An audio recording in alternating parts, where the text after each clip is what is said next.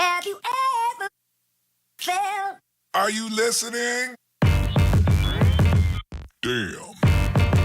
What's up, everyone? Welcome back to another episode of Race to 100. I am Rick Storsell. And I'm Neil Batang. And we are on episode number 83.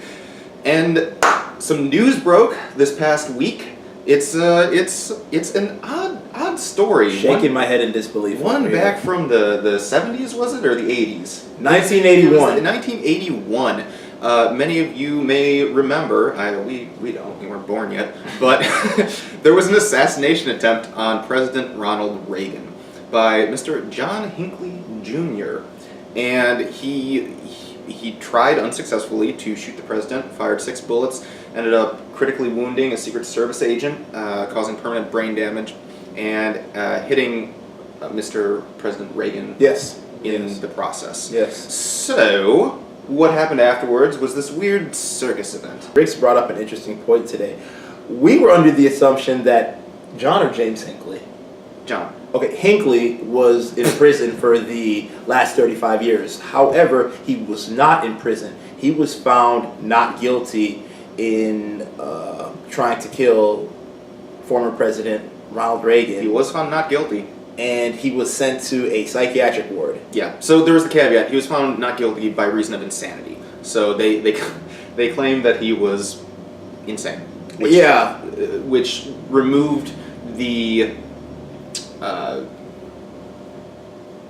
motivation. Yeah, I guess for the courts behind to prosecute him and put him behind bars. I mean, it's just kind of crazy to me. Like, how does someone shoot a president? And whether he's in prison for 35 years or in a psychiatric ward for 35 years, he walked. Like, he is a free man. He's not a free man. No, he's free. I mean, he's free. He's no longer in prison. You read the report. He's living with his mother right now. But he has pretty significant restrictions. He's basically under house arrest and all that.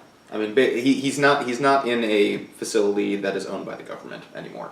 But he can sleep at home and eat whatever he wants, and girls can come over and he can hang out with them and have parties and just live a regular life. Not everyone lives your life, Neil. I didn't mean for it to come out like that. But what I'm just saying, right, is that in the 80s, right, we saw the mass incarceration of black men occur for whatever and any crime, violent, non-violent crimes. We have prisoners serving life sentences for smoking marijuana and getting caught with it on their 3rd strike.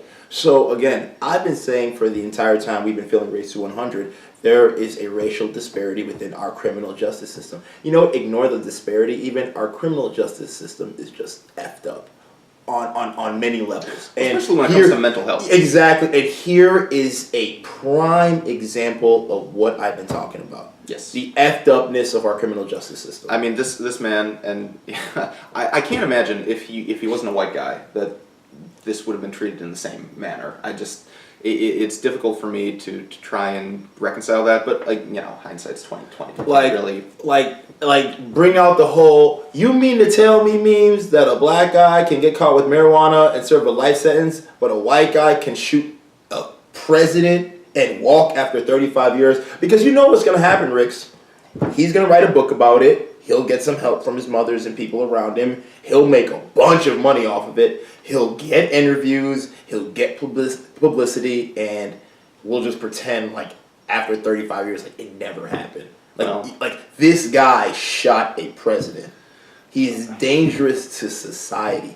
And he's a free man, albeit with many restrictions. But he's not behind bars. The judge deemed that he is no longer a danger to society. I mean, that was the ruling opinion of both the judge as well as the doctors that did it. But I think it does highlight, though, the fact of the medical disparity when it comes to treating mental illnesses within various racial communities. This guy had some of the best mental treatments, which is part of the reason why he was able to be released. Now you have drugs, thousands upon thousands of African Americans and other minorities who are struggling with mental illness, who are unable to receive the sort of treatment that they need in order to be functioning members of society. And as a result, you see these stupid shootings when it comes to killing cops and all that.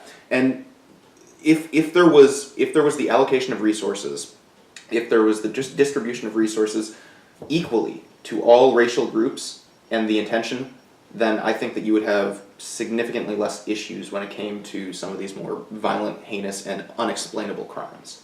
I mean, that's just me. But I also think that, and maybe you also have a stance on this as well, is that the African American community, you're one of them, is against, like drugs, for example. The concept of being antipsychotics or things like that. Let me tell you something. It's funny you mentioned that because yesterday I spoke with my good friend Claude King. Shout out to Claude King. He's a therapist, guys.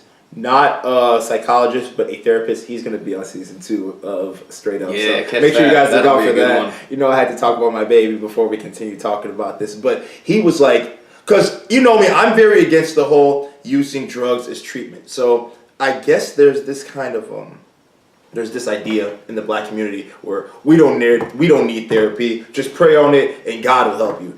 And Claude was saying, why can't you have both? Yes. So he talked about a study, and he was, sharing the study and some of his knowledge as a therapist with the people who were watching him. And he said how there's an inherent mistrust within the black community of therapists because they weren't treated fairly back in the day for whatever reason, due to lack of resources or transportation to get to a therapist. It was just inconvenient for them at some point in time to get that treatment from a therapist. Yeah. And it's carried over into many decades and generations.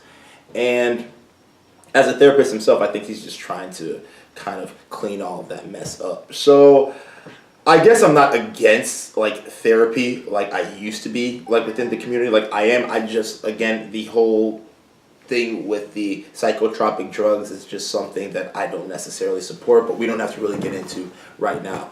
I just don't get how this dude shot a U.S. president and is a free man. I can't stop talking about that. Yeah. He shot a U.S. president and is a free man. Well, I mean, there's always reasons behind there, and we'll provide the links to the articles that explain the process and rationale that went into doing this as well. So hopefully provides a little more clarity in regards to how this could have happened and the story behind it too. It's a really fascinating story, but it is what it is. It's the way our society operates. So. God, America, dude, we could talk. It gives us hope. It gives us hope, though. I mean, listen. Listen. Let me tell you guys something. I'm just confused right now about what's happening in this country. I'm very, very confused, and I'm not even going to try to have some crazy, intelligent, articulate reason why. There's just so many crazy things happening that Rix and I encounter and see in the news that we talk about with you guys who watch us on Race to 100, and we're just stunned, man. Befuddled, to say the least. And I'll leave it at that. So feel free to like, comment, or subscribe to our YouTube channel for more access to episodes of Race to 100. None of this would be possible without the contributions of our viewers and subscribers. We appreciate you greatly. Rix, would you like to add anything else? We will catch you next time on the Race to 100.